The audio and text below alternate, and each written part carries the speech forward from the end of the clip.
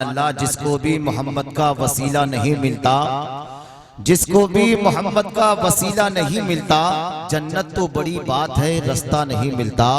और जैसा कि मोहम्मद के नवासे ने किया है, तारीख में ऐसा कोई सजदा नहीं मिलता। बिला किसी ताखीर के मैं गुजारिश कर रहा हूँ खतीब अहले सुन्नत नाशे मसलकी आला हजरत हमदर्दे कौम मिल्लत मुस्लिह कौम मिल्लत हजरत अल्लामा मुफ्ती शकील अहमद साहब क़िबला बुलंदशहरी से तशरीफ लाएं। पूरा मजमा जिंदा दिली के साथ में हजरत का इस्तकबाल कर ले। नारे तकबीर, नारे रिसालत, नारे गौसियत, मसलके आला हजरत, नारे तकबीर। वकार पर जलवागर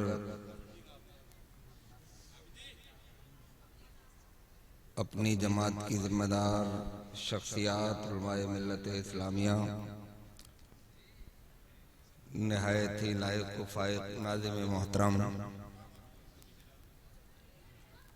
नए नवेले हुफ़ाज़ इकराम,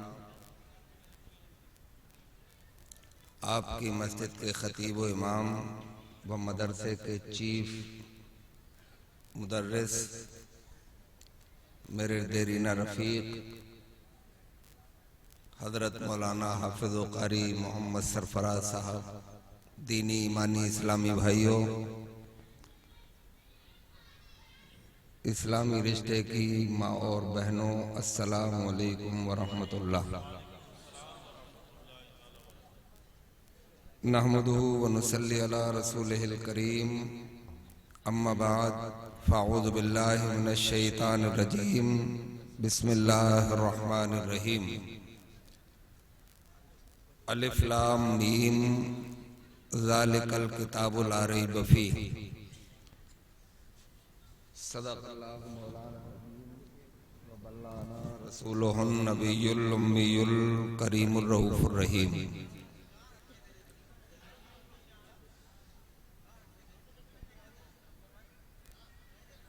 या इलाही रहम फरमा मुस्तफ़ा के वास्ते, या रसूल अल्लाह करम कीजिए खुदा के वास्ते। मुश्किलें हल कर शहे मुश्किल कुशा के वास्ते, करबलाएं रद शहीदे करबला के वास्ते। कादरी कर कादरी रख कादरियों में उठा, कदरे अब्दुल कादरे कुदरत नुमा के वास्ते। या खुदा कर गौसे आजम के गुलामों में कबूल, मुफ्ती आजम जनाबे मुस्तफ़ा के वास्ते। या रसूल अल्लाह अंजुर हालना, या हबीब अल्लाह इस्मा कालना, इन्ननी फी बहरे हम मुगरकुन खुज़ यदी साहिल लना अशकालना। ऐसी मुश्किल में मदद कीजिए हमारी, सैयदे आलम खबर लीजिए हमारी। हर घड़ी रहम आपका दरकार है, गर करम कर दो तो बेड़ा पार है। दिल की गहराइयों से गुंबदे खदरा की जानिब लो लगाइए, झूमिए अपने सच्चे प्यारे आका व मौला को याद कीजिए और झूम कर दुरूद पाक का नजराना पेश करिए। पढ़िए अल्लाहुम्मा सल्ली अला सय्यदना मौलाना मुहम्मदिन मुबारक वसल्लम सलातन व सलामन अलैका या रसूल अल्लाह या हबीब अल्लाह या नबी अल्लाह। मोहम्मद मुस्तफ़ा जलवा दिखा दो बेहिजाबाना, मोहम्मद मुस्तफ़ा जलवा दिखा दो बेहिजाबाना। मेरा दिल भी चरागे हुस्न का बन जाए परवाना, और मदीने चल के सुल्ताने अरब से भीख मांगेंगे। मदीने चल के सुल्ताने अरब से भीख मांगेंगे, फकीरों के लिए मौजूद है दरबार शाहाना। इल्मो हुनर से पाती है इंसानियत फरोग, इल्मो हुनर से पाती है इंसानियत फरोग। इंसान जिंदा लाश है तालीम के बगैर।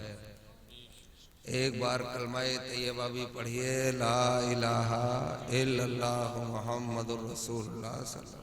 अलैहि वसल्लम। हजरत गिरामी कदर 11:30 बज गए तकरीबन 1 घंटा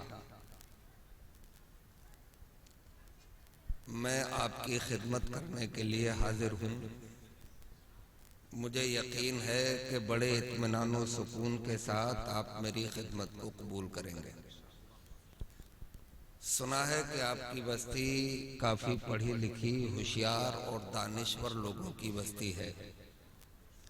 अल्लाह तबारक व तआला आप सबको सलामत रखे। पहले मैं मुबारकबाद दूं इन नए नवेले इस्लामिक फाइटरों को जिन्होंने अल्लाह तबारक व तआला के कलाम कुरान मजीद फुरकान हमीद के 30 पारे अपने सीने में महफूज फरमा लिए। काबिल मुबारकबाद है इनके लायक व फायक उस्ताद गिरामी कद्र के उन्होंने अपने खून पसीने से मेहनत शाका से इनको दीनी तालीम से आरास्ता व पैरास्ता किया। बस्ती वालों के लिए रहमत का, बरकत का, अजमत का मौका है। हजरत गिरामी, ये कुरान अल्लाह का कलाम भी है और उसकी सिफत भी है, यानी कदीम है, हमेशा से है और हमेशा रहेगा। मगर आज से 1400 साल पहले मुल्क अरब के शहर मक्का में, जहां अल्लाह का घर है जिसे हम खानाए काबा कहते हैं, उससे तकरीबन 4.5 किलोमीटर की दूरी पर एक पहाड़ी है जिसे जबल नूर के नाम से याद किया जाता है। उसकी चोटी पर एक गुफा है जिस गुफा को गारे हिरा के नाम से याद किया जाता है। उसी में हमारे आपके पूरी कायनात के आका व दाता जनाबे मोहम्मदुर रसूलुल्लाह सल्लल्लाहु ताला अलैहि वसल्लम जलवागर हुआ करते थे। अल्लाह तबारक व ताला ने तायरे सिदरा यानी हजरत जिब्रील अमी को हुक्म दिया कि जाओ मेरे महबूब की बारगाह में हाजिरी दो और मेरे कलाम की चंद आयात ले जाओ और मेरे महबूब को सुना दो। अल्लाह तबारक व ताला के हुक्म से हजरत जिब्रील अमी कुरान की पहली आयात लेकर गारे हिरा में हाजिर हुए और गारे हिरा में सल्लल्लाहु अलैहि वसल्लम को कुरान की चंद आयात सुनाई। सरकार ने उन आयात को याद किया और गारे हिरा की बुलंदी से नीचे उतरे और शहर मक्का में आकर जब उनकी तिलावत की तो शहर मक्का के मुशरिकीन हक्का बक्का रह गए और वो ये सोच के परेशान हुए कि ये तो हमारी मादरी जबान है यानी अरबी जबान है, मगर मोहम्मद जो कलाम लेके आया है इसका कोई जवाब, इसका कोई तोड़, इसका कोई अल्टरनेट, इसका कोई सब्स्टिट्यूट नहीं है।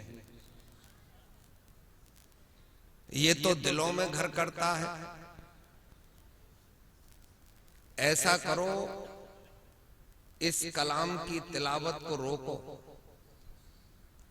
अगर इसकी तिलावत होती रही तो इसके और मोहम्मद अरबी के लोग गिरवीदा हो जाएंगे और हमारे मजहब का सत्यानाश हो जाएगा। लिहाजा रोको। एक मजलिस शोरा बुलाई गई, एक पार्लियामेंट बुलाई गई और उसमें मुशरिकीन मक्का ने यह तय किया कि जहां भी कुरान पढ़ते हुए लोग मिले उन्हें जबान से रोको, न माने तो उन्हें पत्थर मारो, फिर भी न माने तो उन्हें कोड़े बरसाओ, फिर भी न माने तो आग के अंगारों पर लिटाओ, फिर भी न माने तो इन्हें नेज़े और भालों से गोद डालो। इतने पागल हो गए थे मुशरिकीन मक्का के रोज सुबह निकल जाते थे, हर डगर पे बैठते थे और बाहर से आने वाले लोगों के कानों में रुइयां ठूस देते थे ताकि वो कलाम इलाही सुन न सकें। मगर हजरात नतीजा क्या हुआ कि ये पगले कोड़े बरसाते रह गए, पत्थर मारते रह गए, आग के अंगारों पे लिटाते रह गए, कानों में रुइयां ठूंसते रह गए। ये अल्लाह का कलाम मक्के से निकला और मदीने तक पहुंच गया, और मदीने से निकला तो दुनिया के कोने कोने तक पहुंच गया। आज जाइए अमेरिका की लाइब्रेरियों में देखिए, लंदन में देखिए, फ्रांस और जर्मनी में देखिए, ईरान में देखिए, चाइना में देखिए, दुनिया के खित्ते में देखिए, आपको अल्लाह के फजल से अल्लाह के कलाम को हिफ्ज करने वाले भी मिल जाएंगे और उसकी नादरा पढ़ने वाले, तिलावत करने वाले भी मिल जाएंगे। एक बात सुन के आप और हैरत में पड़ेंगे। मैं चीखो पुकार का आदी नहीं हूं, जरा मोहब्बत से सुनो। एक बार सुभान अल्लाह बोलो तो आपके दिल की कलियां खिल उठेंगी। ये कुरान आज से 1400 बरस पहले अरबी जबान में नाजिल हुआ। इसके अलावा भी और धार्मिक ग्रंथ हैं, 18 पुराण हैं, 4 वेदास हैं, गीता और रामायण है। उनकी लैंग्वेज संस्कृत है। उनके हिसाब से लाखों नहीं करोड़ों साल हो गए। कुछ सतयुग की हैं, कुछ द्रौपर की हैं, कुछ त्रेता की, मगर आज तक वो संस्कृत में है। उनका अनुवाद नहीं हो सका। मगर कुरान 1400 बरस पहले अरबी में आया था। आपको मलयालम में चाहिए मिल जाएगा, कन्नड़ में चाहिए मिल जाएगा, तेलुगु में चाहिए मिल जाएगा, ब्रज भाषा में चाहिए मिल जाएगा, बंगाली में तलाशोगे मिल जाएगा, चाइनीज में मिल जाएगा, जापानीज में मिल जाएगा, इंग्लिश में मिल जाएगा, हिंदी में मिल जाएगा, फारसी में मिल जाएगा। तकरीबन 125 लैंग्वेजेस हैं जो बोली जाती हैं। दुनिया की हर जबान में आपको कुरान का अनुवाद, कुरान का तर्जमा, कुरान का ट्रांसलेशन मिल जाएगा। यहां से उठा के मैं ये बात बताना चाहता हूं कि दुनिया की हर कौम की जरूरत है कुरान, दुनिया की हर जबान की जरूरत है कुरान। कुरान नहीं था तो दुनिया में था क्या? अंधकार था, लोग चरागों में जिया करते थे, लोग ऊंटों और खच्चरों पे सवारी किया करते थे, बैलगाड़ियों में चला करते थे, पैदल चला करते थे, घोड़ों पे दौड़ा करते थे। मगर जब से कुरान आया तरक्की की राहें हमवार होती चली गईं। कुरान आया तो आपको फर्राटेदार कारें मिल गईं, बसें मिल गईं, रेलगाड़ियां मिल गईं। कुरान आया तो आपको हेलीकॉप्टर मिल गए, हवाई जहाज मिल गए, अणु और परमाणु मिल गए। चैलेंज कर रहा हूं, कुरान नहीं था तो जूलॉजी कहां थी? कुरान नहीं था तो बॉटनी कहां थी? कुरान नहीं था तो मैथमेटिक्स कहां था? कुरान नहीं था तो ज्योग्राफिया कहां था? कुरान आया तो दुनिया वालों को तरक्की की राहें मिली, उजाले में जीने का सलीका मिला, तरक्कियां मिली। मेरे इस्लामी भाइयों, आप कहोगे कि मौलाना कुछ ज्यादा ही बोल गए, थोड़ा लपेटो, थोड़ा सा कम करो।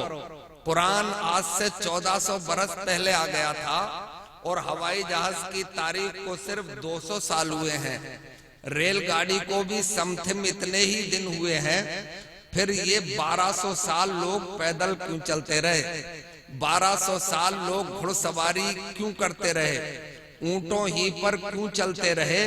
तो मेरे पास जवाब है, जरूरत ईजाद की माँ होती है, जरूरत ईजाद की जननी होती है। जरूरत नहीं थी, घोड़ों से ही काम चल रहा था, बैलगाड़ियों से ही काम चल रहा था। मगर हमने आज से 1400 बरस पहले ही ये संकेत दे दिए थे कि सुनो, गौर करो। हमने 1400 बरस पहले समंदरों की लहरों पर घोड़े दौड़ा के ये बता दिया था कि तुम्हारी टेक्नोलॉजी, तुम्हारी साइंस कितनी तरक्की कर जाएगी, हवाई जहाज बना लेगी, हेलीकॉप्टर बना लेगी, रेलगाड़ियां बना लेगी, बसेस चल जाएंगी। मेरे भाई ट्रेनें और आपकी कारें चल जाएंगी, मगर कयामत आ जाएगी, कोई समंदरों की लहरों पे घोड़े नहीं दौड़ा सकता। ये काम तो सिर्फ कुरान पढ़ने वाला ही कर सकता है, ये काम तो सिर्फ कुरान समझने वाला ही कर सकता है। ये कुरान की अजमतें हैं।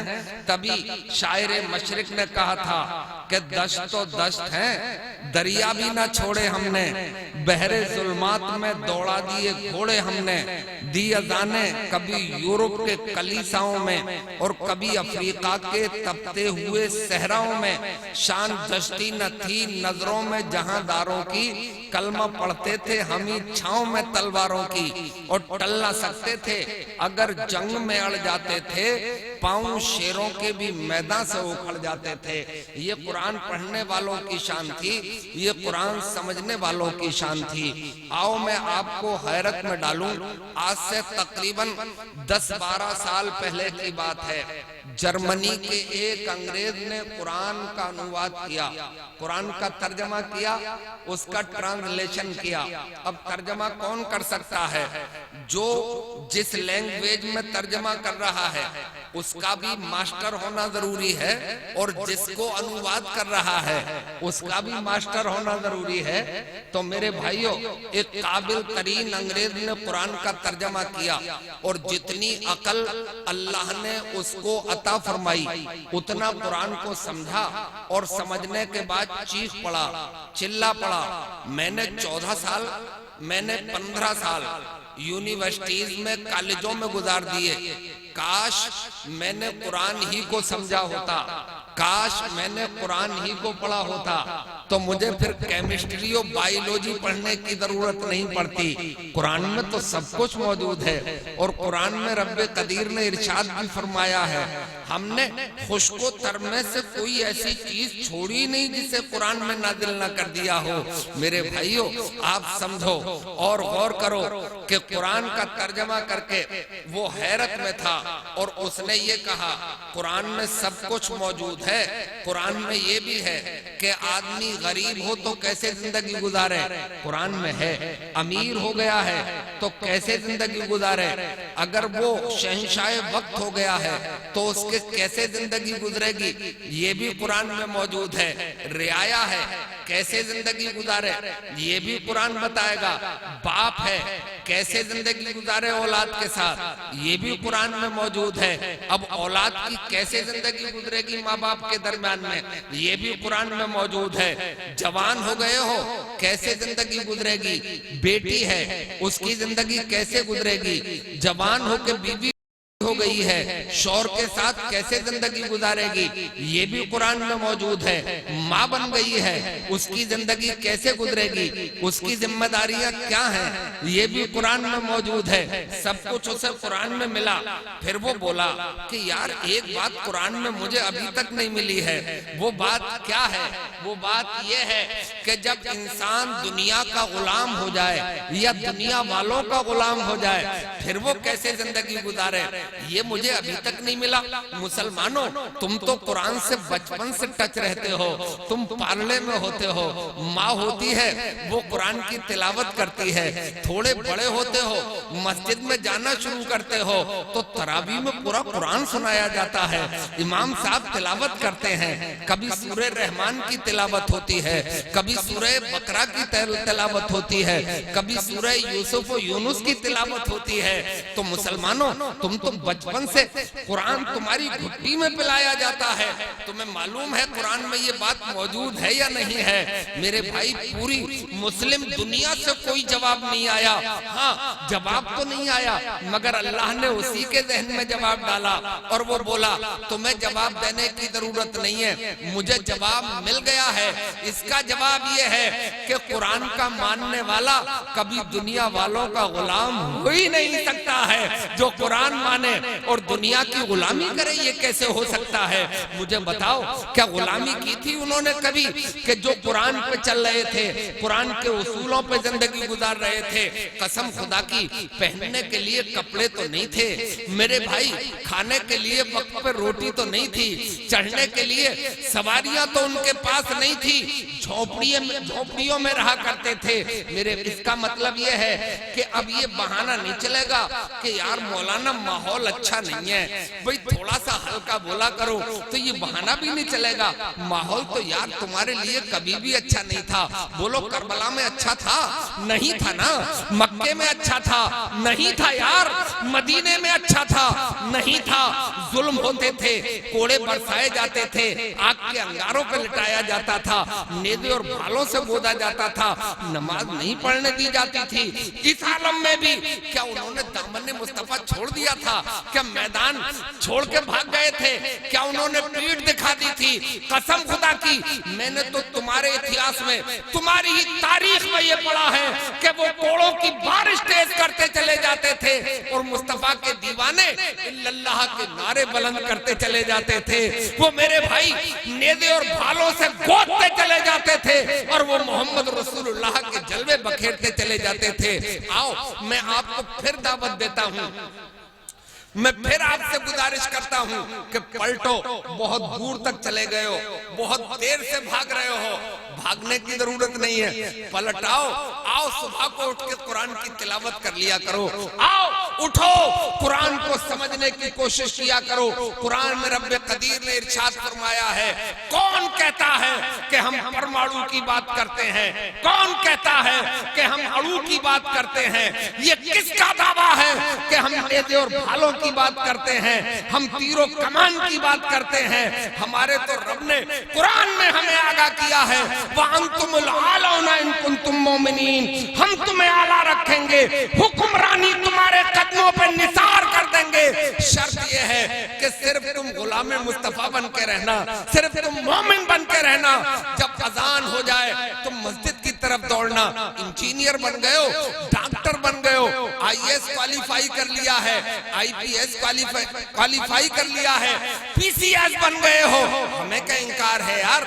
बहुत अच्छी बात है, बहुत उम्दा किया तुमने, आला ओहदे इख्तियार किए हैं तुमने, मगर तुम्हें ये कैसे भूल जाओगे कि तुम्हें अल्लाह ने पैदा किया है, रोजी वही अता करता है, तुम्हें मोहम्मद रसूलुल्लाह की उम्मत में पैदा किया है। अगर ये नहीं भूले हो, डीएम साहब हो, अगर नमाज का वक्त हो गया है तो फिर मुसल्ला बिछना चाहिए। इंजीनियर साहब हो, बेहतरीन आर्किटेक्ट हो, इधर पुल डिजाइन कर रहे हो और जब अज़ान का वक्त हो जाए तो फिर मस्जिद की तरफ रवाना हो रहे हो। मैं कुर्बान जाऊं वैसे डॉक्टर पे, मैं कुर्बान जाऊं वैसे इंजीनियर पे कि जो इंजीनियर भी है, डॉक्टर भी है, एमबीबीएस एमडी एमएस भी है और वो वक्त पे नमाज भी अदा कर रहा है। मुबारक हो तुम्हारे लिए डॉक्टरी, मुबारक हो तुम्हारे लिए तुम्हारी इंजीनियरी। खुदा ने तुम्हारे दिल में मुस्तफा जाने रहमत का इश्क भी रखा है और दुनिया की नेमत से। सुभान अल्लाह, जिंदाबाद। नारे तकबीर, नारे रिसालत, नारे गौसियत, मसलके आला हजरत, मसलके आला हजरत हजरत अल्लामा मुफ्ती शकील अहमद साहब क़िबला। नारे तकबीर। इसे यहाँ से ऐसे समझो कि इस्लाम रूढ़ीवादियों का मजहब नहीं है, इस्लाम सिर्फ झोपड़ियों में रहने की तबलीग करने वालों का मजहब नहीं है, दुनिया के सबसे टैलेंटेड लोगों का मजहब है जो पढ़ते हैं ला इलाहा इल्लल्लाह मोहम्मद रसूलुल्लाह। दुनिया के सबसे दानिश्वरों का मजहब है। मजहब इस्लाम आपको पीछे धकेलने के लिए नहीं आया है, मजहब इस्लाम आपको रूढ़ीवादी बनाने के लिए नहीं आया है, मजहब इस्लाम सिर्फ आपके हाथ में तस्बीह देने के लिए नहीं आया है, सिर्फ मुसल्ले बिछाने के लिए नहीं आया है, बल्कि 12-12 मुल्कों को हुक्मरान बनाने के लिए भी आया है। मेरे इस्लामी भाइयों, मैं आपको यही तो आगाह करना चाहता हूँ। लोगों ने सकोड़ा है मजहब को, लोगों ने समेटा है हमें, हम समेटने वाले लोग नहीं हैं। मैं तो ये चाहता हूँ, मेरा ये दिल बोलता है कि आप बिजनेस करो तो धीरू भाई अंबानी के दोनों बेटे अनिल अंबानी, मुकेश अंबानी तुम्हारी बिजनेस के सामने घुटने टेक दें। ऐसे बिजनेसमैन हमारे यहाँ हुए हैं, अब्दुल रहमान बिन औफ हुए हैं, सहाबी रसूल हैं, अशराए मुबश्शरा में से हैं, हजरत जुन्नूरैन हैं जिन्हें हजरत उस्मानी गनी कहा जाता है। जब उनकी तिजारत का काफिला मक्के में आता था तो जमीन थर्रा उठती थी। मेरे इस्लामी भाइयों, हमने ऐसी ऐसी बिजनेस की है। मैं चाहता हूं कि ये अनिल अंबानी, मुकेश अंबानी तुम्हारे सामने घुटने टेके तो बोलो, मुझे तो अच्छा लगेगा, इसलिए कि मजहब इस्लाम ने नहीं रोका है। ये आपके टाटा और बिरला जैसे लोग तुम्हारी बिजनेस के सामने घुटने टेक दें। मैं आपको ये दावत देना चाहता हूँ, मकसद ये है हवाई जहाजों की गोदों में छू लो, तुम्हारी कोठियों पे हेलीपैड तैयार हो, खुदा करे हेलीकॉप्टर उतरा करे मेरे भाइयों। मगर जहां भी पहुंचो आपके पास तिजोरियां हैं, आपके पास बैंक बैलेंस है, आपके पास फार्म हाउस है, आप बहुत बड़े फार्मर हो, आप रईस आजम हो, बहुत बड़े बिजनेसमैन हो, मगर जब इसका मुकाबला यानी आपकी तिजोरी का मुकाबला, आपके बैंक बैलेंस का मुकाबला, आपके बंगले का मुकाबला, आपकी कोठियों का मुकाबला, आपके फार्म हाउस का मुकाबला, जब आपकी डिग्रियों का मुकाबला दीन मुस्तफा से हो जाए तो फिर उसे जूते की नोक पे मार के ये बताना कि हम दुनिया में तजूरी के लिए नहीं आए हैं, दुनिया में दौलत के लिए नहीं आए हैं, दुनिया में फार्म हाउस के लिए नहीं आए हैं, दुनिया में बंगलों के लिए नहीं आए हैं, दुनिया में लग्जरी गाड़ियों के लिए नहीं आए हैं। हम इस दुनिया में भी मोहम्मद रसूलुल्लाह की गुलामी के लिए आए हैं। दामन मुस्तफा थाम।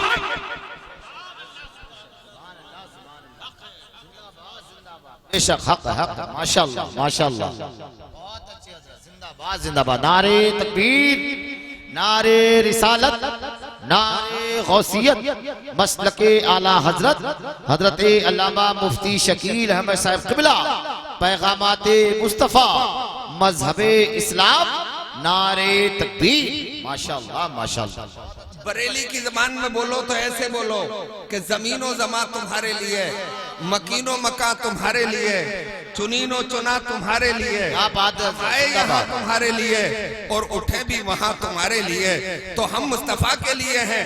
मकसद मेरा ये है कि दुनिया में रह के दुनिया कमाइए, मगर इस दुनिया को जूते की नोक में रखिए। मुझे इसकी औकात मालूम है, इसकी फितरत में ये बात है कि इसे जितना जुतिया लो, जितना थपड़ा लो, जितना लठिया लो, जितना इसे गिरा के गुच्चा लो, इतनी ये गुलामी करती है।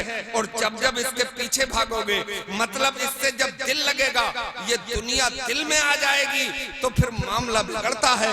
ये बात मैं इसलिए कह रहा हूँ कि जब दुनिया दिल में आती है तो फिर फिरौन बनाती है, जब दुनिया दिल में आती है तो फिर शद्दाद बनता है, जब दुनिया दिल में आती है तो फिर हामान बनता है, जब दुनिया दिल में आती है तो फिर नमरूद बनता है, जब दुनिया दिल में आती है तो मेरे इस्लामी भाइयों फिर मक्के का अबू जहल बनता है, उतबा व शीवा बनता है, अबू लहब बनता है, लंदन का बिलियर बनता है, अमेरिका का बुश बनता है।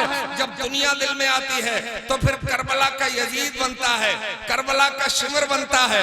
जब दुनिया दिल में आती है तो यहाँ का तो जाने क्या क्या बनता है, मगर जब दिल में मुस्तफा आते हैं तो फिर मदीने का सिद्दीक़ आज़म बनता है, उमर फारूक आज़म बनता है, फिर हजरत उस्मान ज़ुन्नूरैन बनता है, फिर हैदर कर्रार बनता है। जब दुनिया दिल में आती है तो फिर करबला का हुसैन बनता है, फिर करबला का अब्बास बनता है। जब दिल में मुस्तफा आते हैं तो मेरे इस्लामी भाइयों फिर बगदाद का गौसे आज़म बनता है, हिंदुस्तान का राजा ख्वाजा बनता है। जब दिल में मुस्तफा आते हैं तो फिर कलियर का चांद बनता है, जब दिल में मुस्तफा आते हैं तो फिर बरेली का इमाम मोहम्मद रजा खान। नारे तकबीर, नारे रिसालत, नारे गौसियत, मसलके आला हजरत, नारे तकबीर, बहुत अच्छे हजरत, जिंदाबाद जिंदाबाद। तो ज्यादा दुनिया के चक्कर में पड़ने की जरूरत नहीं है। आइए कुरान पढ़िए, उसे समझिए। मेरे भाइयों, कुरान एक जुमला नोट करने का है, उसे नोट करिए।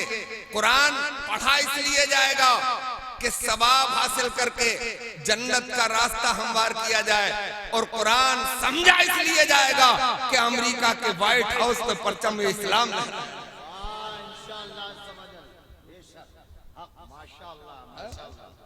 तो हम झगड़े की बात नहीं करते, हम तो इस्लाम के उसूलों की बात करते हैं। मगर अफसोस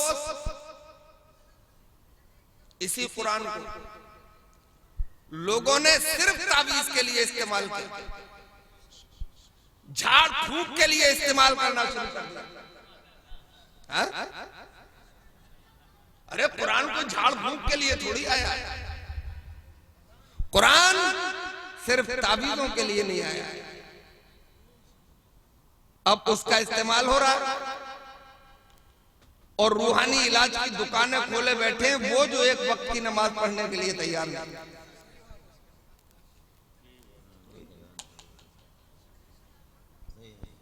और हमारे घराने की औरतों पर जो भूत आ रहे हैं, अल्लाह जाने कहां से आ रहे हैं।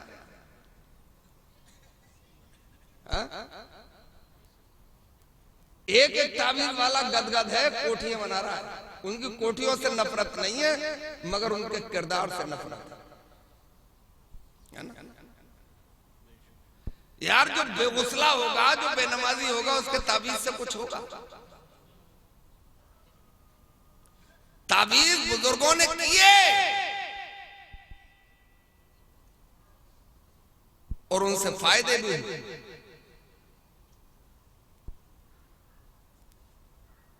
मगर इनके पास पहुंच जाओ, ऐसा फांसते हैं कि बस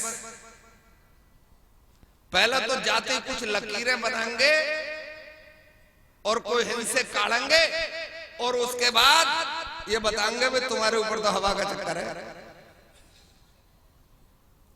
तुम्हारे ऊपर तो जादू किया हुआ, जादू का नाम सुनते ही पटकी खा जाओ, तुम्हारे ऊपर जिन का साया है। अच्छा, जितने जिन्ने सब हिंदुस्तान में ही रहते हैं, कहीं बाहर भी रहते हैं। कल्लों पे जिन नारा है और अमेरिका की गोरी लड़की पे और नंगी घूम रही है समंदर के किनारे, उस पे नहीं आ रहा। जिन है, अल्लाह की मखलूक है। मगर मैं आपको ये बताऊं कि अल्लाह ताला ने सबसे ताकतवर मखलूक जो पैदा फरमाई है, उस मखलूक का नाम है इंसान। क्या है? इंसान। अल्लाह ने जिन्नात से ज्यादा ताकतवर इंसान ही को पैदा फरमाया। कुरान में है कि रब्बे कदीर से अर्ज किया जिन्नात ने कि परवरदिगार, हमें तो तूने इंसानों से कमजोर पैदा किया, इंसान हमसे डरने लगा और हम उस पे हावी आ गए। तो इंसान ज्यादा ताकतवर है जिन्नात के मुकाबले। और उसकी मैं मिसाल दूंगा।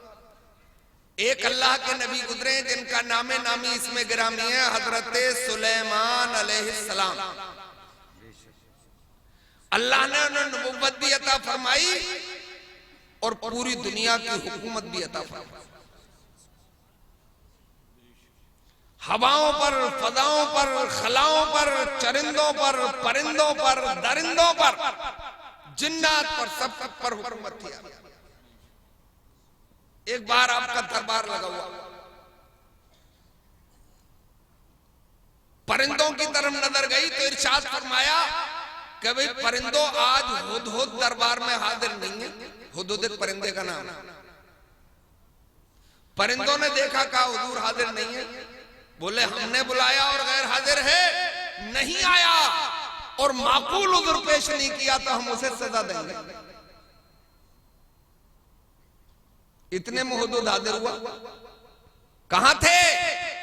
कहा हुजूर आपके लिए खुशखबरी लेके आया हूं, मुल्क के सबा से आ रहा हूं। वहां की एक रानी जो बहुत खूबसूरत है, बड़ी कर्रो फरकी है, उसका तख्त बड़ा खूबसूरत है,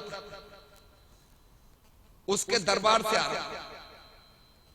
मगर हुजूर वाला वो सूरज की पूजा करती है। भाई सूरज की पूजा करती है, उसमें सूरज में कुछ तो दम होता ही है, कुछ तो जने किस किस चीज की पूजा करते हैं अल्लाह ही जानता है। भाई सूरज में तो इतनी ताकत है कि जब वो निकलता है तो अपने निकलने का एहसास घनघोर बादलों में भी करा देता है। और जब वो निकलता है तो सिर्फ रोशनी ही नहीं देता, बल्कि उसकी किरणें आदमी को काम करने की ताकत भी देती है। इसीलिए दिन में सोने से बंदे को पूरी एनर्जी नहीं मिलती, क्योंकि दिन काम करने के लिए है, सोने के लिए नहीं। और चांद जब निकलता है तो उसकी किरणें आदमी के दिमाग को सुकून पहुंचाती हैं, इत्मीनान और तसल्ली देती हैं। इसलिए रात को सोने से बंदे को पूरी कुव्वत और एनर्जी मिलती है। बोले हुजूर वाला वो आपसे मुलाकात के लिए चल दी, तख्त वहीं छोड़ाई, आपने जिन्नात की तरफ इशारा किया, तुम में कोई है जो बिल्कीस की हाजिरी से पहले उसका तख्त हमारे यहां हाजिर कर दे। एक जिन खड़ा हुआ बड़ा ताकतवर, बोले ये मजलिस खत्म होने से पहले मैं उसका तख्त ला दूंगा। बोले उससे भी पहले चाहिए। बोले साहब उससे पहले नहीं लाऊंगा। इंसानों की तरफ नजर की तो इंसानों में से एक इंसान खड़े हुए, उनका नाम था आसिफ बिन बरखिया। बोले ये काम मैं करूंगा। बोले कितनी देर में? बोले पलक झपकने में। बोले कर दो, हो गया। अब बताओ जिन ज्यादा ताकतवर है या इंसान ज्यादा ताकतवर? तो इन पागल पागड़ू बिल्ली औरतों पे जो जिन्न आ रहे हैं, किसी को ताबीज कराने की जरूरत नहीं है। ताबीज कराना है तो किसी अल्लाह वाले से कराना। मेरा मशवरा ये है कि तुम्हें घर से जाने की जरूरत ही नहीं है। सुबह को उठ के कुरान की तिलावत कर लिया करो, घर में कोई बला आएगी ही नहीं, बल्कि घर में तुम्हारे खुदा की रहमत होगी।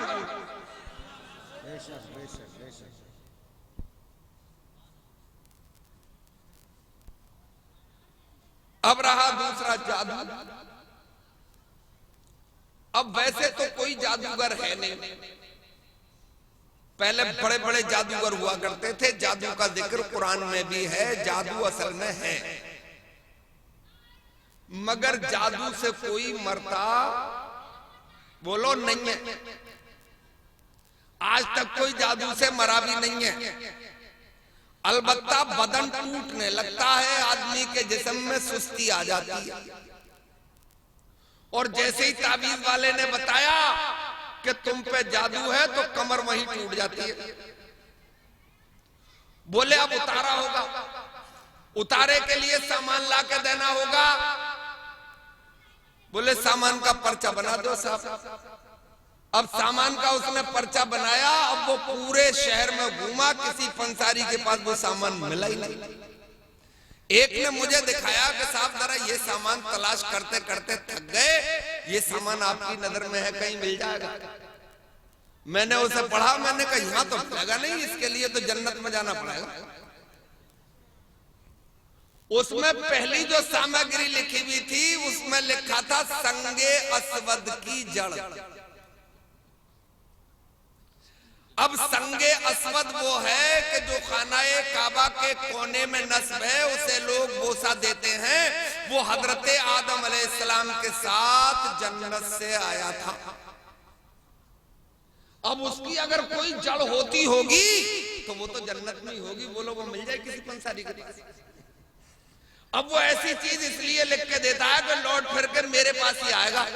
अब मैं कहूंगा जमा करो 2500 रुपए, है ना? गलत इस्तेमाल। इस घर को आग लग गई, घर के चिराग, है ना? तो जादू को मैं बताऊं आपको कि जादू गुलामाने मुस्तफा पर ज्यादा देर तक नहीं टिकता है, कुरान की तिलावत करने वालों पर ज्यादा देर तक असर। आप कहोगे मौलाना जादू तो सरकार पे भी हुआ था। हाँ हुआ था, मगर किसी तावीज वाले के पास गए सरकार, किसी गौताने के पास गए सरकार। अल्लाह ने इसी कलाम कुरान मजीद में 2 सूरतें नाज़िल फरमाई, सूरह फलक और सूरह नास, और इरशाद फरमाया महबूब तुम पे जादू हो गया है, इन सूरतों की तिलावत करते रहो, जादू खत्म हो जाएगा। और जादू खत्म हो जाएगा, है ना? तो मैं मशवरा दे रहा हूं, दुनिया का कोई भी जादू अल्लाह के कलाम की तिलावत के सामने टिक नहीं पाए। और मैं जादू की हैसियत भी बता दूं। एक अल्लाह के नबी और रसूल भी हैं, वो नबी भी और रसूल भी। नाम है हजरत मूसा अलैहिस्सलाम, उनका लक़ब है कलीमुल्लाह। वो अल्लाह से कलाम किया करते थे कोहे तूर पे जाके, जो मिस्र में, और उसकी ऊंचाई इतनी है कि सुबह अव्वल टाइम में इशा की नमाज पढ़ के आप उस पर सफर शुरू करें, चढ़ना शुरू करें, तो फजर रास्ते में पढ़ना पड़ेगी। इतना बुलंद। अब तो मस्जिद बनी बनी। तो मूसा अलैहिस्सलाम उस पर कलाम भी किया करते थे। उनका मुकाबला था दुनिया, पूरी दुनिया के बादशाह से, जिसका नाम फिरौन था। पूरी दुनिया का बादशाह गुजरा। 4 बादशाह हुए दुनिया में जो पूरी दुनिया के बादशाह थे। 2 काफिर, 2 मोमिन। एक फिरौन काफिर,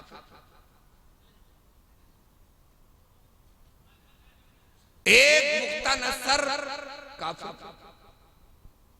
हजरत सुलेमान अलैहिस्सलाम और हजरत जुल्करनैन। तो पूरी दुनिया के बादशाह से मुकाबला हजरत मूसा अलैहिस्सलाम का। उसने एक दिन अपने वजीर हामान को बुलाया और कहा, यार फिरौन तो हर दाव काट दे रहा है, वो मूसा तो हर दाव काट दे रहा है, उस पर कोई दाव चलता नहीं है। बोलो क्या करें? बोले साहब आप भी अजीब बात करते हैं। जब आपका गुमान है कि मूसा जादूगर है, तो जादूगर का जादूगरों से मुकाबला कराओ। बोले बात तो यार सही कह रहा है। 1000 जादूगर इकट्ठे किए गए, टॉप के उन्हें बुलाया और बुलाकर कहा कि किसी जादूगर से मुकाबला कर लोगे? बोले बुला लो, मसलदंग। बोले अगर नहीं मसला, नहीं उसे जेर किया, नहीं हराया, तो अपना अंजाम सुन लो, तुम्हें कोलू पिलवा दूंगा। बोले मंजूर है। मैदान में उतारे गए 1000 टॉप के जादूगर। उधर से हजरत मूसा अलैहिस्सलाम, इधर से इन्होंने अपनी रस्सियां बल्लियां डाली, वो अज़दहे बनकर टूटे, नाग बनकर टूटे। हजरत मूसा अलैहिस्सलाम ने अपना आसा डाल दिया, एक ही सांस में सबको हड़प गया। और वो जादूगर समझ गए कि ये जादू नहीं है, ये तो मौजज़ा है, और मौजज़े का मुकाबला नहीं किया जा सकता। अब वो सबने घुटने टेक दिए और कहा कि मूसा तुम जो ऐलान कर रहे हो हमें कबूल है, कलमा पढ़े ले रहे हैं और आप ही के साथ करेंगे। फिरौन ये तमाशा देख रहा था कि ये तो हार गए, बुलाया कि अब तुम्हें कत्ल किया जाएगा। बोले मंजूर है। मैं यहां से उठा के ये बात कहना चाहता हूं, इस पर तवज्जो करो। अरे वालेकुम सलाम। एक निहायत ही अजीम गुलूकार, हमारी जमात की निहायत ही जिम्मेदार शख्सियत, अपने बचपन से सुनना हूं मैंने। अल्लाह का फजल है कि आज से 40 साल 45 साल पहले जैसी आवाज थी, अल्लाह के फजल से उससे बेहतरी है। कोई 10 साल, कोई 15 साल चला मुश्किल से, मगर अल्लाह के फजल से मुनादिर भाई 60 से ऊपर निकल गए। अल्लाह ने अल्लाह के फजल से, मुस्तफा जाने रहमत के करम से अब तक चल रहे हैं, और मुझे लगता है जब तक जिंदा है इन पे फैजान जारी रहेगा। तो खास बात यह है, इस पे जरा गौर करो। फिरौन अकेला और जादूगर 1000, उन्हें गोलू में पिलवा दिया गया। अगर जादू की कोई बड़ी ताकत होती तो फिरौन को पिंजरे में बंद कर लेते, चिड़िया बना के, और ले जाते। इसका मतलब यह है कि जादू में कोई दम नहीं है। ईमान के सामने पूरी दुनिया की तागूती ताकतें कभी टिकती नहीं है। असल ताकत क्या है? ईमान की है। इसका मतलब बर्गर में दम नहीं है, चामीन में भी कुछ नहीं है। आपके चिकन और मटन में भी दम नहीं है, आपके काजू पिस्ताओं बादाम और अखरोट में भी दम नहीं है, आपके केलाओं अंगूरों सेब में भी कुछ नहीं रखा है। अगर ये है तो फिर हैदर कर्रार को देखो। हैदर कर्रार है, 3 दिन से फाका है, हाथ में जुल्फिकार हैदरी है और सामने खैबर का किला है। इल्लल्लाह का नारा लगाया जाता है। 3 दिन के भूखे होने के बावजूद भी किलाए खैबर के दरवाजे को उखाड़ दिया जाता है। इसका मतलब यह है कि ताकत भी नामे खुदा में है, याद मुस्तफा में है, कुरान की तिलावत में है। असल ताकत ईमान में है, मोमिन की शान।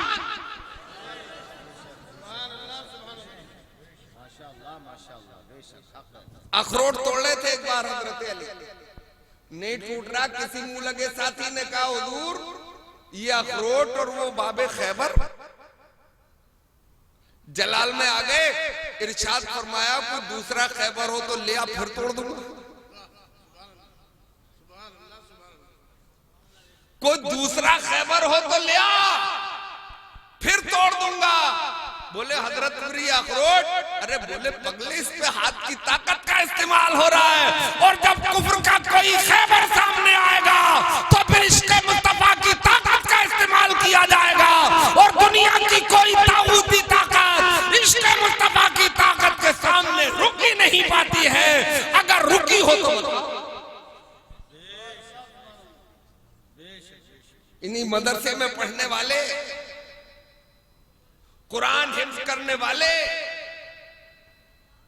आलिम दीन बनने वालों को कॉलेज और यूनिवर्सिटियों में पढ़ने वालों इन्हें बोतला समझते हो। कहते हो निकलो मस्जिदों से, कहते हो निकलो मदरसों से। बोले कहां चलना है? बोले दुनिया अंतरिक्ष की दुनिया तक चली गई, चांद की दुनिया पे चंद्रयान पहुंचा दिया, चांद की दुनिया पे चलेंगे। मदरसे वाला कहेगा कि हम चांद की दुनिया पे करेंगे क्या जाके, हमें तो जब भी मौका मिलेगा मदीने चलेंगे। क्योंकि हमें चांद की दुनिया की औकात मालूम है। एक शेर सुना दे, थोड़ी हिम्मत पड़ रही है मुनाजिर भाई, बड़े भाई बैठे तो शेर पढ़ रहा हूं। चांद पे जाने वालों मुबारक तुम्हें। वो चंद्रयान पहुंच गया तो यार ऐसी डिबेटें हुई हैं, ऐसा लग रहा है जैसे कि मोदी जी पूरे हिंदुस्तान को चांद पे ले जाकर बसाएंगे। हमने पढ़ा कि चांद की दुनिया पे वेव्स नहीं है, वहां सब जाके गूंगे हो जाएंगे। वेव नहीं है तो आवाज रन नहीं करेगी, रन नहीं करेगी तो हम तक पहुंचेगी नहीं, क्योंकि तो वेव्स के जरिए पहुंचती है भाई। वेव तरंगे ही तो यहां से वहां आवाज ले जाती है। जैसे मोबाइल से अमेरिका से बात हो जाती है, तार तो कोई है नहीं, कोई कनेक्शन है नहीं है, आवाज कैसे जा रही है? लहरों तरंगों पे। अब ये लोग कहते हैं कि हमने मोबाइल बना दिया, बड़ा काम कर दिया, हम इसके मूजिद हैं। अबे पगलो, मूजिद नहीं हो, तुमने तलाश कर लिया है। मूजिद तो सब चीज का अल्लाह ताला ही है। बोलो, तुमने तलाश लिया। ये आवाज जो जा रही है तरंगों पे जा रही है, तुम्हारे बाप ने पैदा नहीं की है। ये तरंगे, ये लहरें मेरे परवरदिगार ने पैदा फरमाई। सब मिलके बोलो यार सुभान अल्लाह। उसकी कुदरत का कोई ठिकाना है? अब आप नहीं समझोगे तो मैं ऐसे समझाऊं। जैसे आपका बेटा लंदन पढ़ता है, याद आई बेटे को, एक खत लिखा। अब बेटे तक जाए कैसे? हवाई जहाज नहीं है, हेलीकॉप्टर नहीं है, मोटर गाड़ी नहीं है, ट्रेनें नहीं है, कैसे ऐसे लेके घूम रहे हैं। बेटे की याद में जंगल गए तो एक तेज रफ्तार जानवर दौड़ता हुआ देखा। पूछा कि भाई ये क्या है? बोले घोड़ा है। बोले इसी पकड़ो। इसे सवारी के लायक बनाओ, इसी पे बैठ के चलेंगे। घोड़ा पकड़ा, उसे साध लिया, सवारी के लायक बनाया, उसी पे बैठ के लंदन गए। मुझे बताओ, घोड़ा का तुम्हारे बाप ने पैदा किया है? तुमने तलाशा है। पैदा तो अल्लाह ताला ने ही किया है। ये मदरबोर्ड के रास्ते तुमने तलाशे हैं। हकीकत में पैदा तो अल्लाह तबारक व तआला ही ने। बेशक हक, बेशक, सुभान अल्लाह, सुभान अल्लाह, माशाअल्लाह। बहुत अच्छे हजरत, जिंदाबाद जिंदाबाद, माशाअल्लाह। जैसे एक मिसाल और दे दूं, आप किसान हो, आपने खेत की मेंढ से घास काट के लाना,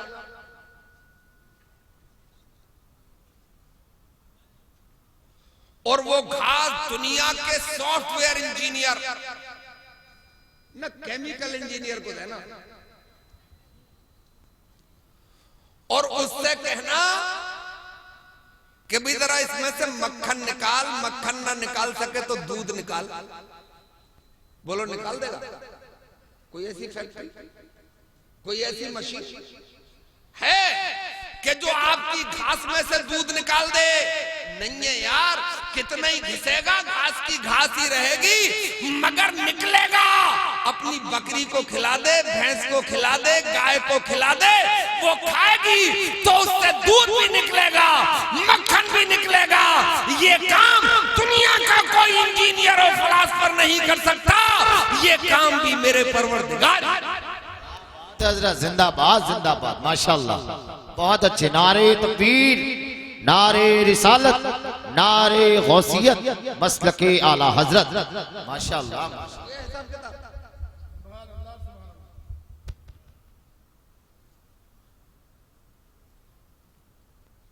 जैसे अल्लाह ताला ने हर उस मादा के जो दूध पिलाती है, बच्चा जनती है, उसमें अल्लाह ताला ने सॉफ्टवेयर रखा है जो दो काम करता है। एक काम उसका फजला तैयार करना है, दूसरा काम खून बनाना। खून से बॉडी डेवलप होती है। फजला सुबह को आप अपनी बैतुल खला में, लेटरिन में पास कर देते हैं, मगर जैसे ही बच्चा पेट में डेवलप होता है, अल्लाह तबारक व तआला उस सॉफ्टवेयर को भी 2 in 1 से 3 in 1 कर देता है, और उसे डेवलप करने को होने का हुक्म देता है कि अब तेरा काम 2 नहीं है, 3 है। इसलिए कि हम अपनी एक मखलूक और दुनिया में भेजने वाले हैं। माँ रोटी खाएगी, बोटी खाएगी, काजू खाएगी, पिस्ता खाएगी। इससे तुझे फजला भी तैयार करना है, खून भी तैयार करना है, और इन्हीं दोनों के दरमियान से मेरी एक बड़ी नेमत दूध भी पैदा करना है। ये शान तन्हा मेरे परवरदिगार। माशाअल्लाह माशाअल्लाह, बहुत खूब हजरत, माशाअल्लाह माशाअल्लाह। जवाब नहीं हजरत, जिंदाबाद जिंदाबाद, माशाअल्लाह माशाअल्लाह। और कॉलेजों पर उछलने वालों, मुबारक हो तुम्हें कॉलेज। मैं तुम्हें बताऊं, ये जो हवाई जहाज जिसमें आप बैठ के 4 घंटे में जद्दा जाकर उतर जाते हैं, ये हवाई जहाज सबसे पहले बना था अंदलुस में, जिसे आज स्पेन कहते हैं। खोजो, तलाशा करो। हवाई जहाज बनाने वाले इस्लामिक फाइटर का नाम है अब्बास बिन फरनास, और ये बना था 9वीं ईस्वी में। मगर एक चीज कमी छोड़ गए वो, कि उन्होंने पर तो बनाए ये ख्याल करके कि परिंदा उड़ता पर से है, मगर उसकी दुम नहीं बनाई उन्होंने। उड़ता तो वो परों से है, मगर जब लैंड करता है तो दुम की ताकत से लैंड करता है। आप कबूतर घर में पालिए, उसे उड़ाइए, दुम उखाड़ दीजिए, उड़ तो जाएगा, मगर जब उतरेगा तो चक्कर खा जाएगा, पटकी खा जाएगा, जो बैलेंस नहीं बन पाएगा। उन्होंने उसको बना के उड़ाया, मगर लैंड ना होने की वजह से वो क्रैश हो गया, जख्मी हो गए। जब वो उतरे तो उनसे पूछा कि यार तुमने तो कमाल कर दिया, टनों लोहे को आसमान में उड़ा दिया, ये फार्मूला कहां से लिया? तो उन्होंने सीना तान के कहा कि ये फार्मूला मैंने अल्लाह के कलाम कुरान से लिया है और बाकी बचा है तो मुस्तफा जाने रहमत की हदीस से हासिल। तुमने गौर व फिक्र करना छोड़ा और तुम पिछड़ गए, जबकि कुरान में बार बार है लअल्लकुम ततफक्करून, लअल्लकुम यतफक्करून, अल्लाह की निशानियों पर गौर व फिक्र किया करो। तुम उस निशानियों पर गौर व फिक्र करोगे, मैं तुम्हारे लिए रास्ते हमवार करता चला जाऊंगा। हाँ तुम करते हो फिक्र, तुम गौर व फिक्र करते हो, मगर अपने भाई को ऊपर से नीचे खींचने के लिए,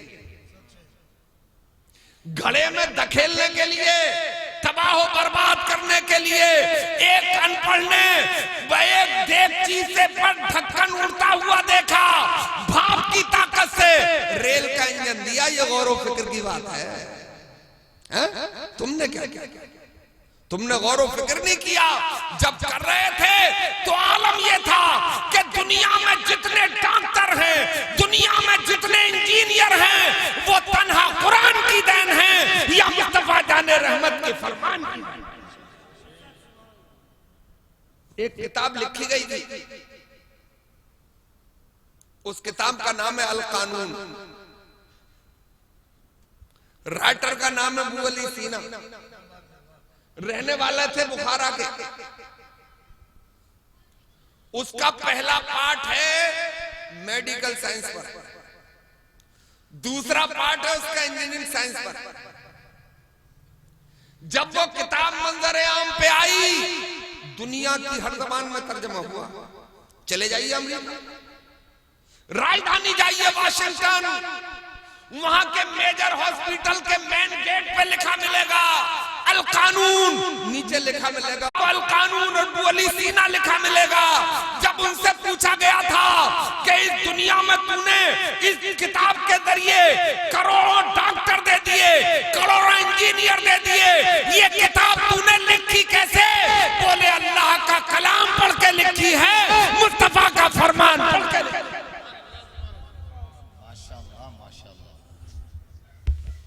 तुम जने कहां हो? बोले मेरा बेटा इंजीनियर है, कलमा पढ़ना नहीं आता, खाक का इंजीनियर है। बोले मेरा बेटा आईएएस में टॉपर है, उसे नमाज याद नहीं है, तो काय का आईएएस है? वो सिर्फ आईएएस है, कब्र में भी तो जाना है, हिसाब किताब भी तो देना है। हाँ बात याद आई, तुमने भी एक अच्छी बात बोल दी। इधर देखो भी टोपे वालों, ये टोपा यार तुम्हारे दो कलर का कैसे है, लाल और पीला?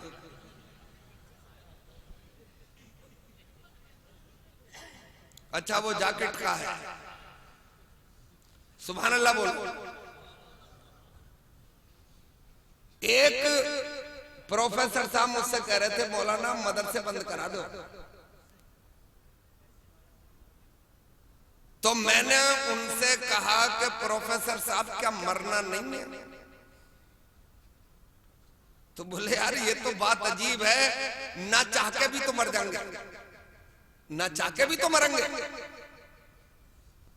तो मैंने कहा फिर ये मैं कल को किसी अखबार में इश्तिहार निकलवा दूं कि फला प्रोफेसर साहब का जब देहांत हो तो न उन्हें नहलाया जाए, न उन्हें कफनाया जाए, न उन्हें दफनाया जाए, बल्कि उन्हें 20 क्विंटल सूखी लकड़ियों के बीच में डाल के सुहा कर दिया जाए। तो अब आंखें निकाली, अब गुस्से में आए, अब जलाल में आए, इसलिए कि मौलवी तो दुनिया वालों को कमजोर की जोरू लगता है, जो चाहता है छेड़ कर चला जाता है। और जलाल में बोले मौलाना तुम्हें बहुत रोटी लग गई है। हम भी उनसे कह सकते थे कि तुम्हें चावल लग गए, मगर हमने उन्हें ये जवाब नहीं दिया, बल्कि उनसे कहा कि प्रोफेसर साहब अगर मौलवियों से चिढ़ है तो जब तुम्हें कफनाया भी जाएगा, तुम्हें नहलाया भी जाएगा, तुम्हें दफनाया भी जाएगा, तो मुझे बताओ किसी प्रोफेसर को वसीयत कर जाओ कि नमाज जनाजा मौलवी नहीं प्रोफेसर साहब पढ़ेंगे, किसी को बुलाओ मेरे सामने वसीयत करो। तो बोले यार नमाज जनाजा तो मुझे तक याद नहीं है। तो मैंने बोल गए, मैंने कहा ये मत कहो कि मदरसे बंद करो, बल्कि ये कहो कि इनकी तालीम को और आला करो, यहीं हाफिज़े कुरान भी बनाओ और जरूरत पड़े तो यहीं डॉक्टर भी बनाओ, जरूरत पड़े तो यहाँ आईएएस क्वालिफाई कराने के रास्ते हमवार करो। कई मदरसे के प्रोडक्ट ने पूरा इंडिया टॉप किया आईएएस में, इसलिए कि जो ब्रेन कुरान पढ़ के हासिल किया जा सकता है वो और कोई पोथी पढ़ के किया ही नहीं जा सकता है। जो जौलानियत कुरान पढ़ के हासिल होती है वो मैथमेटिक्स पढ़ के हासिल। बेशक बेशक बेशक, हक जिंदाबाद जिंदाबाद, हक है जिंदाबाद। मैंने कहा ये मदरसे का प्रोडक्ट आपकी जिंदगी के हर पहलू की जरूरत है। बोलो है या नहीं है? जब घर में बच्चा पैदा हो तो अजान पढ़ने के लिए कोई प्रोफेसर साहब को बुलाता है, इंजीनियर साहब को बुलाते सुना, डॉक्टर को बुलाते सुना? नहीं, मदरसे का प्रोडक्ट है। जवान हुआ तो निकाह पढ़ाने के लिए आलिम दीन आएगा, मर गया तो नमाज जनाजा पढ़ाने के लिए आलिम दीन आएगा। इसका मतलब दुनिया के हर शोबे में किसी कॉलेज की जरूरत नहीं है, दुनिया के हर शोबे में आज भी मदरसे की जरूरत है। अच्छा एक बात बताओ, पढ़ियो तारीख, पढ़े लिखे बस्ती में लोग रहते हैं, इतिहास में कहीं पढ़ के बताना दुनिया में 400 साल पहले कोई यूनिवर्सिटी थी? चैलेंज कर रहा हूं, नहीं थी। हा? दुनिया में जितनी यूनिवर्सिटीज हैं 400 साल पहले नहीं थी, 400 साल के बाद की हैं। इसका मतलब जब यूनिवर्सिटी नहीं थी तो कोई आर्किटेक्ट भी नहीं था, हा? कोई सॉफ्टवेयर इंजीनियर भी नहीं था, कोई हार्डवेयर भी नहीं था, कोई सिविल इंजीनियर भी नहीं था, हा? बोलो नहीं था ना?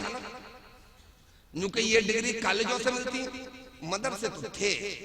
मदरसा तो पहला फारान की चूटी था, दूसरा मदरसा मदीने शरीफ में चबूतरा था जिसे असहाबे सुफ़ा कहा जाता है ना? यूनिवर्सिटी नहीं थी। तो मेरे भाई जब दुनिया में कोई आर्किटेक्ट नहीं था तो दुनिया का अजूबा ताजमहल कैसे बना? सब मिलकर जवाब दो, भाई पढ़े लिखे होते। 400 साल पहले बना था ताजमहल। बोलो जामा मस्जिद कैसे बन गई, कुतुब मीनार कैसे बन गई? इसका मतलब पूरी दुनिया को मानना पड़ेगा कि ताजमहल भी कुरान पढ़ने वालों ने बनाया, जामा मस्जिद जैसी इमारत भी कुरान पढ़ने वालों ने बनाई। बोलो कुतुब मीनार भी कुरान पढ़ने वालों ने बनाई है।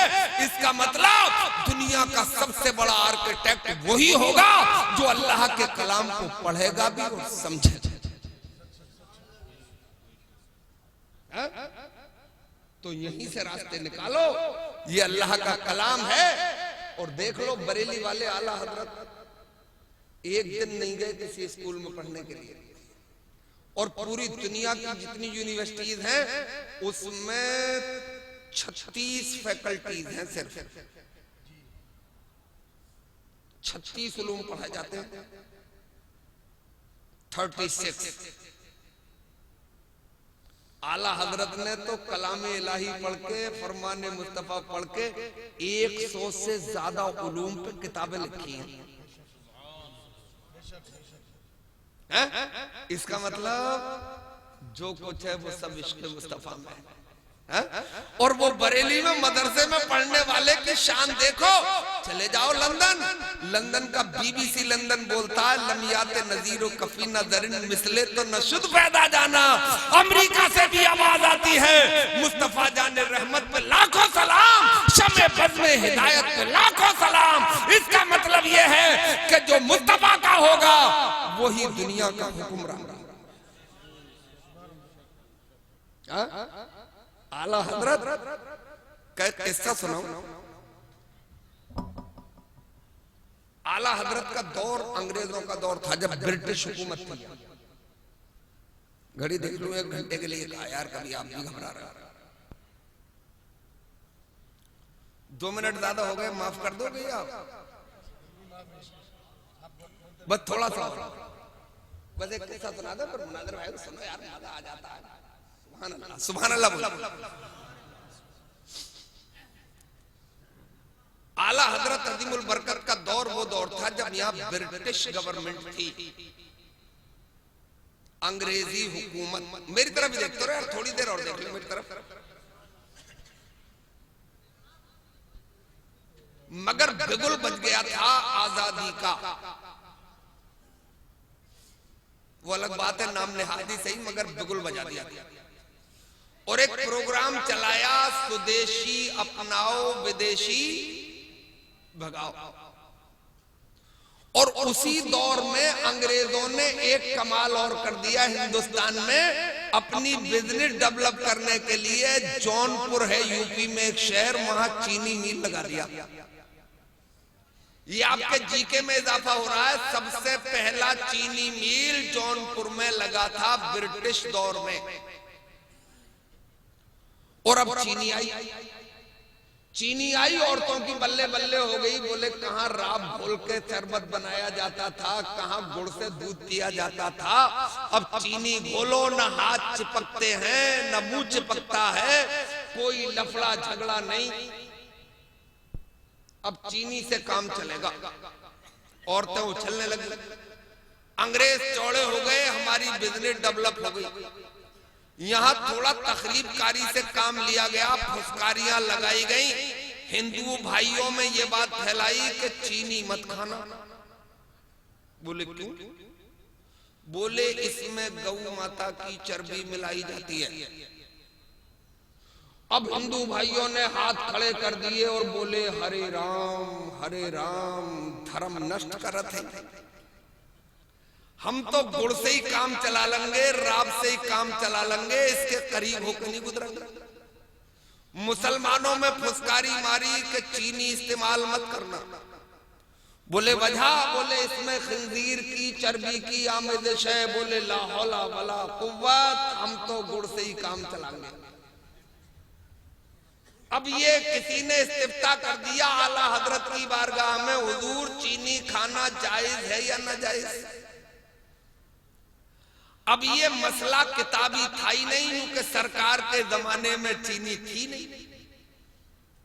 ये नजरी मसला था। कहा कुछ इंतजार करना पड़ेगा, जवाब मिल जाएगा। क्योंकि आला हजरत की ये बारगाह थी, जब भी किसी ने जिस अंदाज से भी सवाल किया, अल्लाह के करम से आला हजरत की बारगाह से जवाब मिला। अशरफ अली थानवी ने जब सुना कि बरेली के अहमद रजा का इंतकाल हो गया, तो मुरादाबाद में था, चीख के बोला, ऑन रिकॉर्ड बात है ये, कि ऐसी शख्सियत का दुनिया से इंतकाल हो गया जो दुनिया के हर सवाल का जवाब था उसके पास। नुको उस मुस्तफा के गुलाम थे ना, जहां से ये आवाज उठती है, वाह क्या जूदो करम है शहे बथा तेरा, और नहीं सुनता ही नहीं मांगने वाला। आला हजरत ने जौनपुर का सफर फरमाया, गन्ना मिल के जीएम से मिले। बोले बरेली से आया हूं, मुसलमानों का धर्म गुरु हूं, तुम्हारा ये मसला है, तुम्हारे चीनी मिल का सर्वे करना। बोले कर लो सर्वे। आपने सर्वे किया, लौट के चैम्बर में आए, बोले कि हमने देख लिया, हम फतवा दे देंगे, इसमें ऐसा कुछ नहीं है, मगर हमने तुम्हारे चीनी मिल में 2 कमियां पकड़ी। वो गन्ना मिल का जीएम चौंका, बोला तुम धर्म गुरु हो, मुल्ला जी हो, अपना काम करो, अपने घर जाओ। मेरे बाप ने 20 साल अंडरग्राउंड रह के जंगलों की खाक छान के ये चीनी मिल का फार्मूला दिया, तुमने 10 मिनट में कमियां पकड़ ली, वाह जी वाह। आपने फरमाया भाई हाथ कंगन को आरती क्या, पढ़े लिखे को फारसी क्या, मुंह थप्पड़ को बट्टा ही कितना है, अभी देख ले आप। बोले कमियां क्या है? बोले पहली कमी यह है कि तेरी चीनी का दाना बारीक है, मेरी बात मान ले मोटा हो जाएगा। दूसरा येलो कलर का है यानी पीले कलर का है, मेरी बात पे अमल कर ले, व्हाइट हो जाएगा। बोले वाकई? बोले गन्ना मिल का जीएम साथ चला और जहां रात पकती है वहां ले गए आप। का इसके तापमान में इतने डिग्री माइनस कर दे, दाना व्हाइट हो जाएगा। इस बात पर अमल कराया उसने। और जिस रोलर से चीनी बाहर आती है, बोले इसकी रफ्तार में इतना माइनस कर दे, दाना मोटा हो जाएगा। इन दोनों पे अमल किया गया तो दाना मोटा भी आ रहा था और व्हाइट भी आ रहा था। और गन्ना मिल का जीएम घुटने टेक के आला हजरत की बारगाह में हाथ जोड़ के खड़ा था। बोले नाम? बोले अहमद रजा। बोले यार किस कॉलेज में पढ़ा है, कितने फार्मूले तुझे याद है? आपने फरमाया यहाँ पढ़ने बढ़ने का मामला नहीं है, यहाँ तो नजर मुस्तफा से पीने का मामला। अरे तैबा से मंगाई जाती है। सो गए क्या? सो गए तो सुभान अल्लाह बोल दे। अरे बात मंगाई जाती है, सीनों में छुपाई जाती है। अरे तौहीद की मैं प्यालों से नहीं, नजरों से पिलाई। नौजवानों, तुम हमारा मुस्तकबिल हो, फ्यूचर हो। तुमसे विनती है, तुमसे गुजारिश है, थोड़ा यू टर्न लो, अपने आप को मोड़ो और अपना खास दरवाजा मस्जिद को बनाओ। अपने उलमा, अपने हुफ़ाज़, अपने रहबरों के पास बैठो, ज़ानू अदब तय करो। हालात नाजुक हैं, किस करवट कब बैठ जाए कोई पता नहीं है। ऊंट किस करवट बैठेगा मुझे पता नहीं है, हमें उस करवट बैठना है जिस करवट पे बैठने का हुक्म हमें मुस्तफा जाने रहमत ने। मिलके बोलो। तो फिर गुजारिश है, न इधर उधर की तू बात कर, ये बता के काफिला क्यों लुटा, मुझे रहजनों से गरज नहीं, तेरी रहबरी का सवाल। तुझे अल्लाह ने रहबर बना के भेजा है, तुझे रहजन नहीं बनना है। गुजारिश ये भी करना है कि थोड़े शोल्डर निकले तुम पागल हो गए, थोड़ा जिम करने गए बॉडी बनी तो तुम पागल हो गए, थोड़ा पैसा तुमने कमा लिया तो तुम बौखला गए, अपनी ही बहन बेटियों पर गलत नजर डालना शुरू कर दी, है ना। नजरे बद से बचो, नीयत साफ सुथरी रखो, किसी की बेटी को अपनी बेटी समझो, किसी की बहन को भी अपनी बहन समझो। इस्लामी मुआशरा बनाओ, तुम दूसरों से अलग रहो। अलग मतलब दूसरों से अलग दिखो। तुम चलो तो दूर से पहचाने जाओ कि गुलाम मुस्तफा है। तुम किसी का रास्ता मत रोको, तुम रास्ता रोकने के लिए नहीं बल्कि रास्ते साफ करने के लिए आए हो, रास्ते हमवार करने के लिए आए हो। अपने वतन से लगाओ, अपने वतन से मोहब्बत रखो, यहाँ के संविधान और कानून पर चलने की कोशिश करो, निहायत ही ईमानदाराना और कानून पर भी और मजहबी इस्लाम पर भी मजबूती से डटे रहो। अल्लाह जो चाहेगा हो जाएगा, मुझे यकीन है, ईमान मजबूत है तो आपका कुछ भी नहीं बिगड़ेगा। अल्लाह आपको सलामत रखे, दोनों जहां में सुरखरू फरमाए। अस्सलाम वालेकुम।